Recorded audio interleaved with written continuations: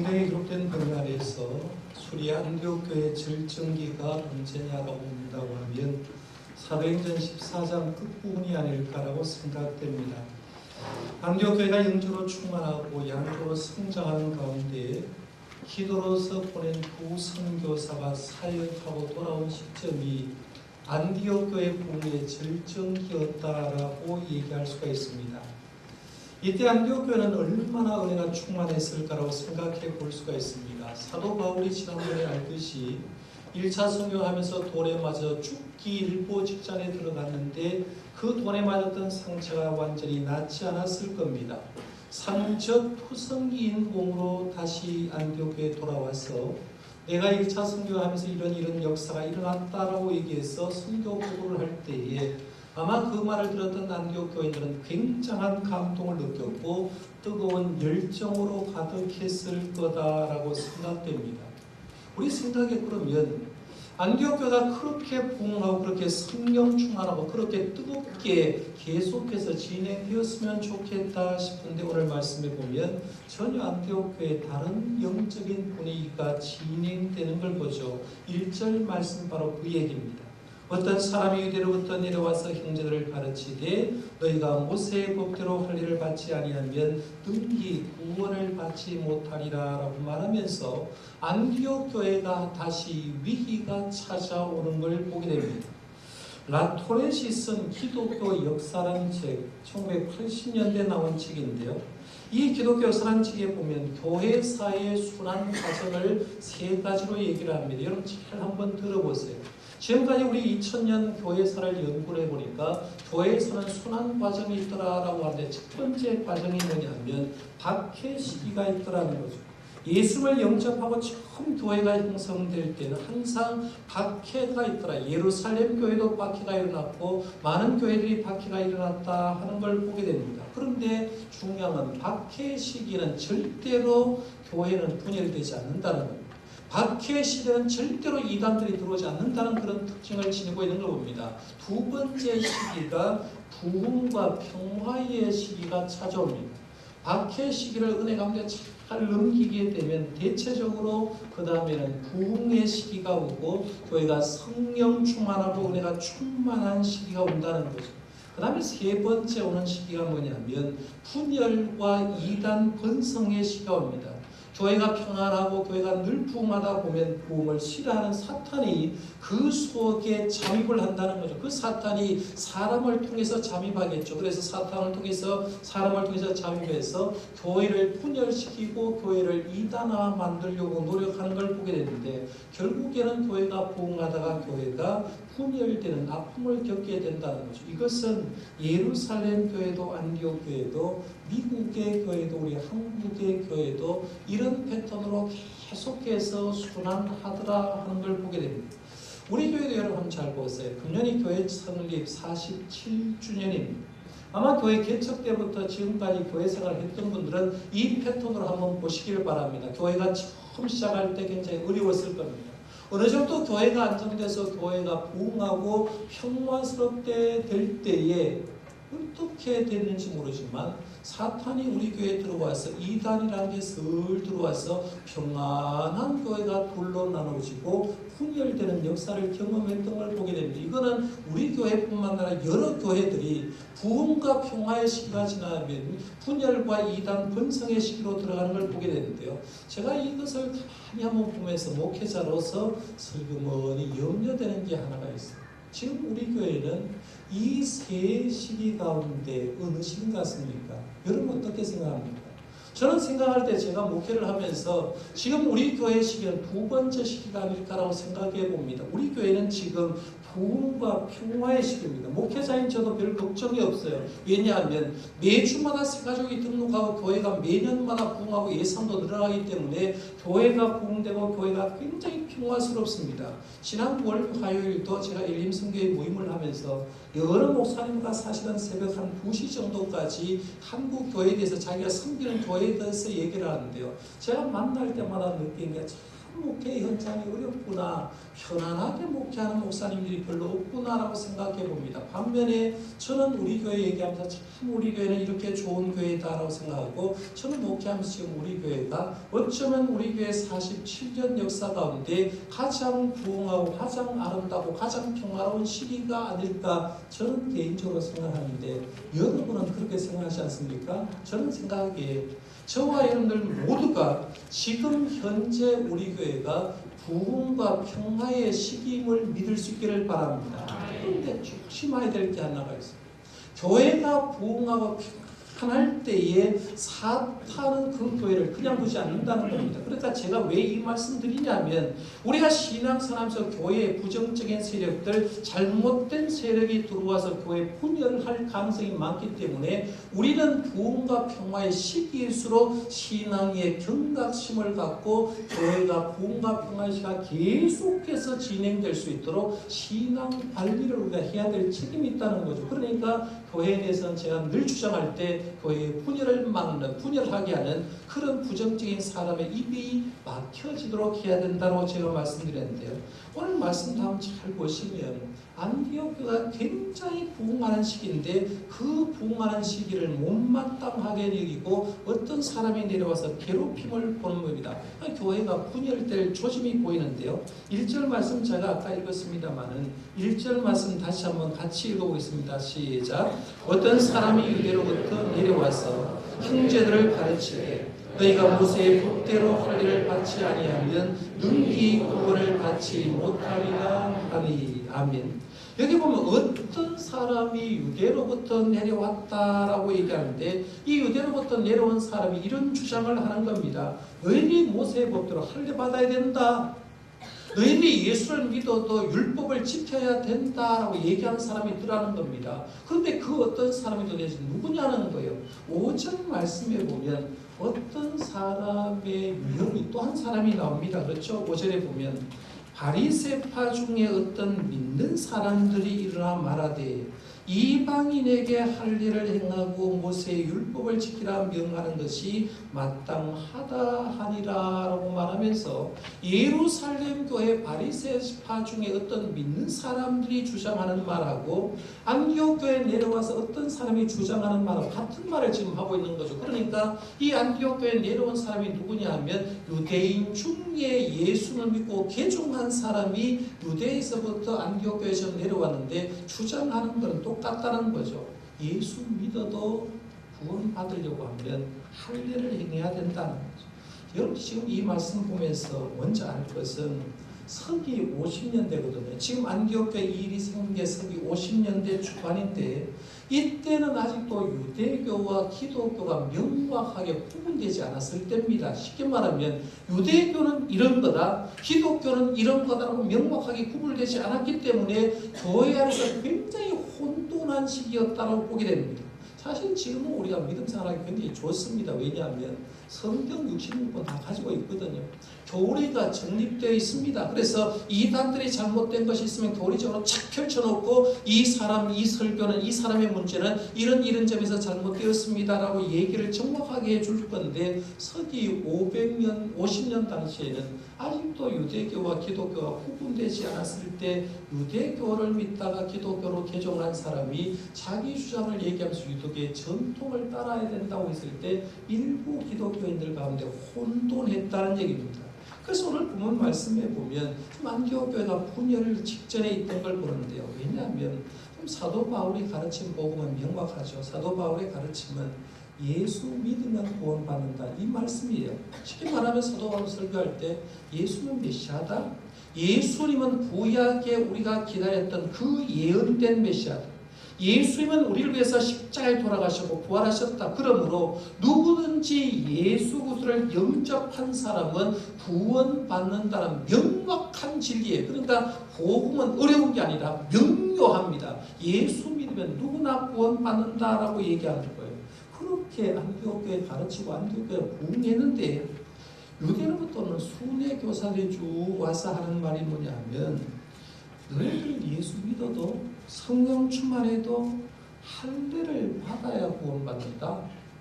율법을 지켜야 구원받는다라고 얘기를 하게 됩니다. 그러니까 안디옥 교회가 두 패로 나누어져서 위기가 온 걸 보게 됩니다. 그 위기를 한마디로 정리한 오늘 설교 제목과 똑같습니다. 안디옥 교회에 위기가 왔는데 믿음으로 구원받느냐, 예수를 믿어도 어떤 행위를 해야 구원받느냐, 이 문제로 교회가 나눠지게 되는 겁니다. 그래서 교회가 위기가 왔을 때 그 위기 상황을 2절에 이렇게 말하죠. 바울과 및 바나바와 그들 사이에 적지 않은 다툼과 변론이 일어난지라.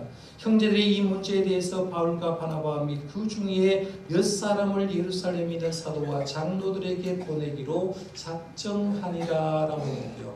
믿음으로 구원받느냐 아니면 믿음으로 어떤 행위를 해야 구원받느냐, 이 문제를 가지고 교리적인 문제로 논쟁을 하기 시작하는데 오늘 말씀 2절에 보면 다툼과 변론이 많이 일어났다는 거예요. 이 교리적인 문제를 가지고 사도 바울과 바나바도 얘기를 했고, 그리고 수군의 교사들도 자기 주장을 하면서 많은 논쟁을 했는데 결론이 나지 않는 거죠. 논쟁은 결국에는 싸움밖에 나지 않으니까 이 안디옥 교회는 좋은 아주 지혜로운 결정을 내렸는데 이겁니다. 우리가 이 문제를 가지고 우리끼리 해결하지 말고 모교인 예루살렘 교회에 이 문제를 가지고 상정하자는 거죠. 그러니까 이 문제를 가지고 주위의 제자들, 사도들이 있는 예루살렘 교회 상정에서 사도들이 이 문제를 어떻게 판결하는지, 예루살렘 총회 전체 교회가 어떻게 판결했는지 총회에 가서 한번 올려보자라고 하는 거죠. 요즘으로 우리 한국 교회로 말하면 시교회 문제를 노회 위에 올리고 노회를 거쳐서 총회로 가서 이 문제를 가지고 해결해 달라고 요청하는 것 같습니다. 그래서 우리는 신앙인의 지혜 하나를 배울 수가 있는데요. 우리가 신앙생활 하다 보면 혼자 해결하지 못하는 것들이 많습니다. 교회들 가운데요, 성경을 읽으라고 해서 성경을 통독을 하는데 일단 보면 모르는 게 있잖아요. 이 모르는 게 있을 때 어떻게 하냐는 거예요. 기도는 하고 싶은데 기도 잘 못해요. 헌금은 드리는데 헌금을 어떻게 드릴지 잘 몰라요. 그럴 때 우리는 내 스스로 자꾸 혼자서 해결하려고 굉장히 힘이 드는데, 그 힘든 문제가 있을 때는 영적인 지도자에게 의뢰를 하라는 거죠. 성경 보다가 모르면 교회로 전화해서 전도사님, 목사님 이 성경 이해가 안 가는데 이거 좀 해결해 주십시오라고 요청하면, 교역자가 다 모르면, 만약에 모른다고 하면 성경 연구에서 알려드리겠습니다라고 하면서 알려줄 수가 있다는 거죠. 그러니까 내가 신앙생활에서 내 혼자 완벽하려고 하지 말라는 거예요. 여러분, 사도 바울이 뭔가 부족하겠어요.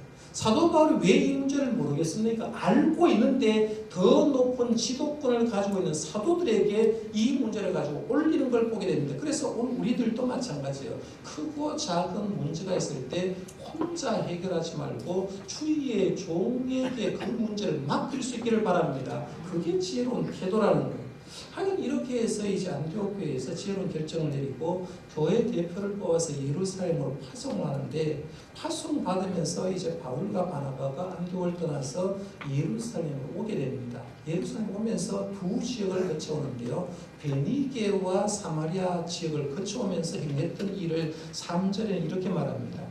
그들이 교회의 전송을 받고 베니게와 사마리아로 다니며 이방인들이 주께 돌아온 일을 말하여 형제들을 다 크게 기쁘게 하더라. 이걸 별 생각 없이 보면 그냥 넘어갈 말이지만, 지금 이 바울과 바나바는 믿음이냐 행위냐의 교리적인 굉장히 중요한 문제를 가지고 있어요. 그런데도 그들이 예루살렘 오는 길에 있는 큰 지역명이 베니게와 사마리아 지역인데, 마치 경상북도, 경상남도가 있는 것처럼 큰 지역명이 베니게와 사마리아 땅인데, 그 땅을 통과오면서 뭘 하고 있느냐 하면 전하고 있더라는 거죠. 복음을 전하고 있다. 오면서 예수님의 복음을 쭉 전하면서 왔는데, 이걸 통해서 우리가 알 수 있는 게, 사도 바울과 바나바는 의식 속에도 무의식 속에도 뭐가 들어있냐면 예수님이 들어있는 거예요. 어디에 가든지 복음 전하고 싶어서 견딜 수 없어 하는 걸 보게 되죠. 그러니까 지금 예루살렘 교회 오는 가운데도 자기가 1차 선교행하면서 있었던 놀라운 일들, 예수 믿고 구원받은 그 일들을 다 얘기를 하니까 그 소식을 들었던 사람이 전부 다 기쁘게 여겼다라고 말하면서 오면서도 복음을 전하고 오는 걸 보게 됩니다. 오늘 우리도 이렇게 했으면 좋겠어요. 그저 교회 안에서만 내가 예수 믿는 사람이 아니라 교회 밖에서도 내 의식 속에든지 내 무의식 속에 예수님이 여러분의 삶의 주인 되시기를 바랍니다. 그래서 입술로 예수를 전하는 거죠.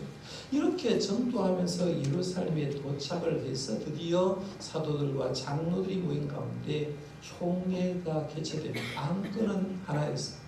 믿음으로 구원받느냐 아니면 예수를 믿어도 어떤 행함을 통해서 구원받느냐 하는 문제가 안건이 상정됐습니다. 안건 상정되니까 이제 토론이 시작되는 거죠. 자유토론입니다. 저 사람 얘기하고 싶으면 저 사람 얘기합니다. 이 사람 얘기하고 싶으면 얘기합니다. 오랜 시간 아마 토론이 되었을 겁니다.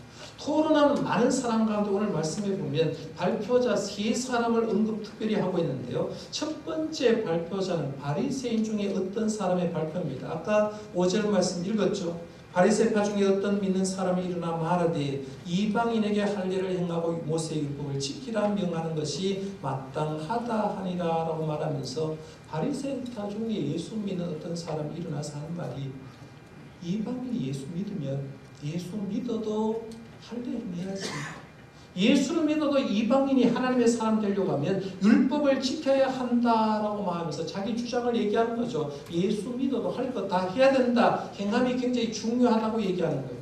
두 번째 발표자는 누구냐면 베드로가 발표합니다. 7절에서 11절 말씀까지는 베드로가 발표하는 말인데요. 베드로는 지금 누구를 제일 잘 아느냐면 이방인들이 믿음으로 구원받는 걸 너무 잘 알고 있는 사람입니다. 그 대표적인 게 어디예요?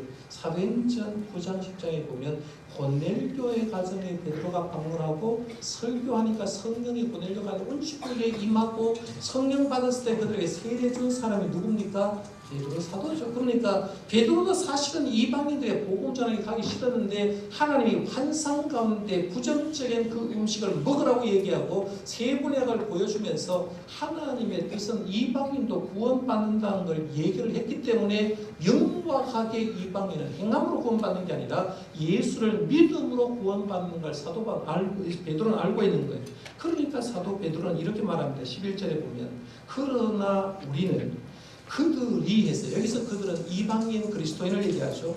그들이 우리와 동일하게 주 예수의 은혜로 구원받는 줄을 믿노라 하니라 하면서 이방인 그리스도인은 다른 거 필요 없다는 거예요. 예수 믿으면 구원받는 거지 율법을 행함으로 구원받는 게 아니다. 행함으로 할례를 행함으로 구원받는 게 아니기 때문에 이방인 그리스도인에게는 10절에 보면 멍에를 지우지 말라는 거예요. 짐을 지우지 마라. 예수 믿음으로 구원받는데 왜 이방인 그리스도인들에게 할례 행하라고 하느냐, 율법을 지키라고 하느냐, 멍에 절대로 지고서는 안 된다라고 말하면서 베드로 사도가 교회 지도자로서 발표를 했습니다.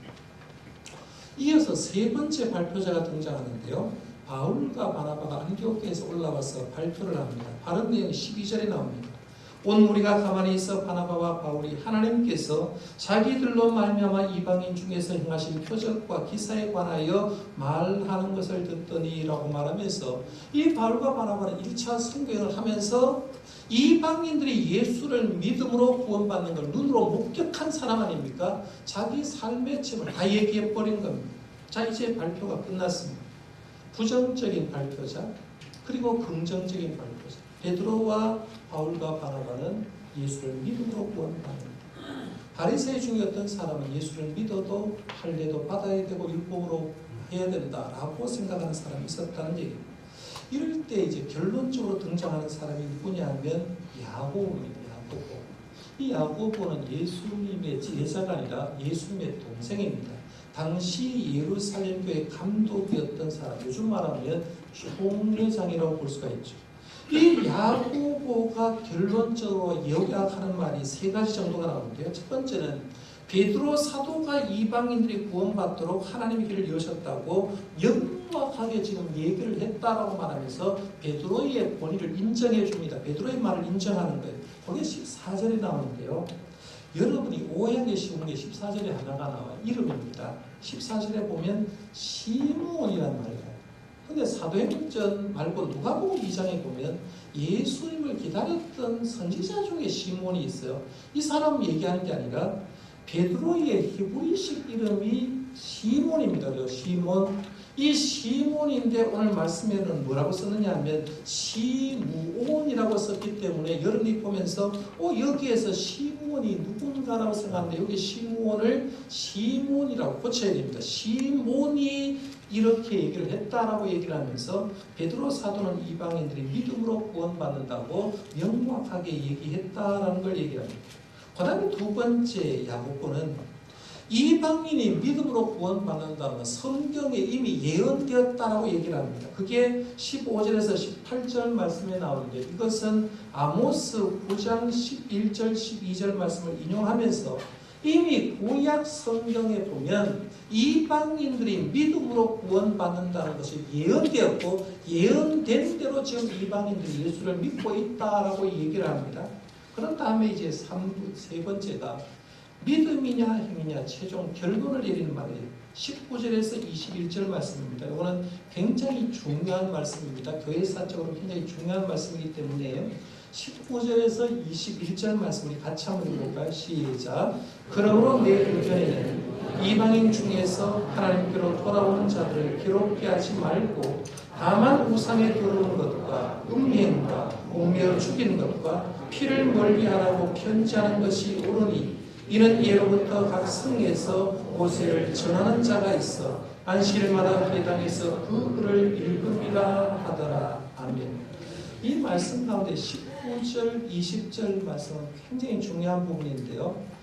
그러므로 내 의견에는 했는데 그 다음에 내 의견에서 거기서 갈로를 좀 하나 매겨 놓으실래요? 다음 주하고 설교가 이어지기 때문에 그렇습니다. 내 의견에는 그 다음에 이방인 중에서 앞에 갈로를 매기시고요.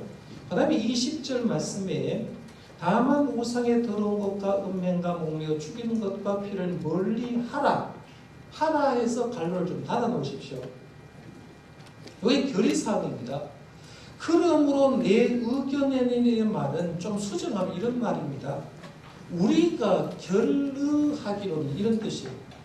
지금 총회장이 자기 개인 의견을 얘기하는 게 아니라 총회를 하면서 모든 말을 수집해서 총회석상에서 결의사항을 발표를 하는데 그 결의사항이 뭐냐면 오늘 말씀해 보면 크게 두 가지입니다. 첫 번째는 19절에 보면 이방인 중에서 하나님께 돌아온 자들을 괴롭게 하지 말라는 거죠. 결의사항 첫 번째는 믿음으로 구원받는다는 명확하다는 얘기예요.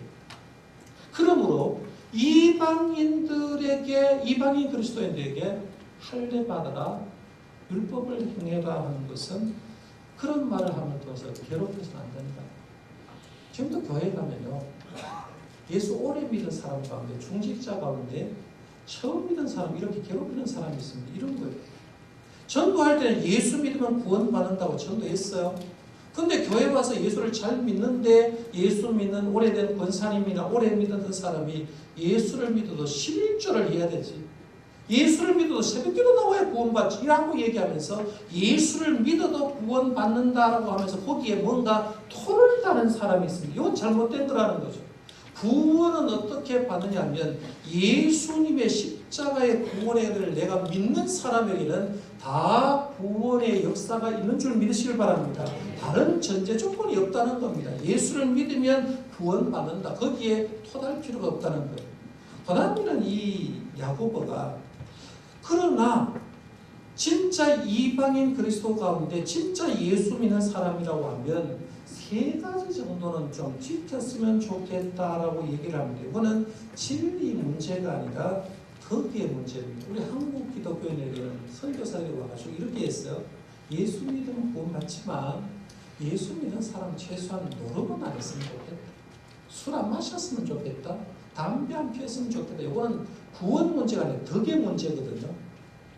그렇게 가르치는 것처럼 초대교회 지금 야고보 감독은 이렇게 얘기하는 거예요. 세 가지만 너희들 좀 했으면 좋겠다. 덕의 문제인데 라고 말해서 첫 번째가 우상에 더러운 것가 있죠. 20절에 보면 우상에 더러운 것. 그런데 이방인 그리스도는 이미 예수를 믿기 때문에 우상은 안 믿어요. 안 섬긴다는 거예요. 안 섬기는데 자칫 잘못하면 우상의 더러운 것을 취할 수 있다는 거예요. 그 우상의 더러운 게 뭐냐면 당시 신자는 큰 짐승을 가지고 제사를 지냈거든요. 제사 음식이 내려오는데 신전에 가축을 다 자기들이 신전에 사제들이 못 먹으니까 일반 시장에 유통이 된 거죠. 서문시장에도 오고 몽현시장에 오는 겁니다. 고기가 와요. 돈 없는 사람이 시장에 가니까 고기를 싸게 파는 게 덤핑으로 파는 게 있는데 재물들이 와가지고 덤핑으로 파는 거죠. 그런데 얘기하는 거죠. 예수 믿으면 우상에게 바쳐진 재물은 안 먹었으면 좋겠다. 그 얘기를 하는 거예요. 사실은요. 믿음 있는 사람은 문제가 없어요. 왜냐하면요. 믿음 있는 사람에게는 우상이 존재 필요가 없어요. 왜냐하면 세상을 창조한 분 하나님이죠. 이 세상의 우상들은 다 사람이 돌로 만들었거나 금으로 만들었거나 어떤 금속으로 만든 거기 때문에 그건 우상 자체가 해당될 수가 없는 겁니다. 그러니까 우상에 바치는 재물도 하나님 준 거라고 하면서 믿음 좋은 사람이 먹을 수 있어요. 문제는 믿음 약한 사람 그걸 봤을 때라는 거죠. 예를 들면 이런 겁니다. 오늘 옆집에 부닥거리를 했어요. 무당 구슬을 했든지 뭐 제사를 지냈든지 제사 음식을 한 거 가지고 이제 당례를 하는데 아이고 장로님 목사님들 교회를 위해서 고생하는데 음식을 부닥거리를 했는데 이 음식 좀 나눠 먹으려고 가져왔습니다. 갖다 준다고 생각해보세요. 그 하나님 주신 음식이기 때문에 먹을 수 있어요. 먹을 수 있는데 그걸 딱 세 가족이 봤을 때는 시험 든다는 거예요. 그러니까 그런 짓을 하지 말라는 거예요. 사도 바울은 여기에 대해서 명확하게 얘기를 하죠. 고린도전서 8장 13절에 보면 그러므로 만일 음식이 내 형제를 실족하게 한다면 나는 영원히 고기를 먹지 아니하여 내 형제를 실족하지 않게 하리라고 말하면서 내가 우상 제물로 나온 고기를 먹는데 그 고기를 먹어서 형제 한 사람이라도 실족하면 나는 죽을 때까지 영원히 그 고기 안 먹겠다는 거예요. 그런데 우리 예수 믿는 사람들, 중직자들이 왜 먹고 마시는 걸 정확하게 해야 되는 이유가 간단합니다.